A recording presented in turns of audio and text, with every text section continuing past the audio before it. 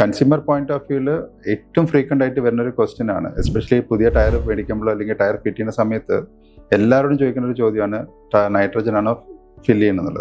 Clearly പറയുകയാണെങ്കിൽ നൈട്രജന് ഒരു മുൻതൂക്കമുണ്ട്, ഒരു അഡ്വാൻറ്റേജ് ഉണ്ട്. അതുകൊണ്ട് തന്നെ നൈട്രജൻ ഇസ് മോസ്റ്റ് പ്രിഫേർഡ് എന്ന് വെച്ചിട്ട് എയർ മോശമൊന്നുമില്ല. കാരണം നൈട്രജൻ എന്നൊരു ഫിനോമിന വളരെ റീസെൻ്റ് ആയിട്ട് ഡെവലപ്പ് ചെയ്തൊരു കാര്യമാണ്, ബട്ട് വൈഡ്ലി ആക്സെപ്റ്റഡ് ആണ്.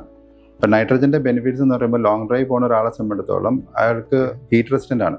ഇപ്പോൾ ടയർ ചൂടാവുന്നത് കമ്പാരിറ്റീവ്ലി കുറയ്ക്കാനുള്ളൊരു റീസൺ ഉണ്ട് നൈട്രജനിൽ. പിന്നെ എയർ ലോസ് കുറവാണ്. അതുകൊണ്ട് തന്നെ 1 in 3 months ഒക്കെ ടോപ്പ് അപ്പ് ചെയ്താൽ മതി. ഒരു കൺസ്യൂമറിന് ഈ കുറേ അഡ്വാൻറ്റേജ് ഉള്ളതുകൊണ്ട് normally they prefer nitrogen compare to normal air.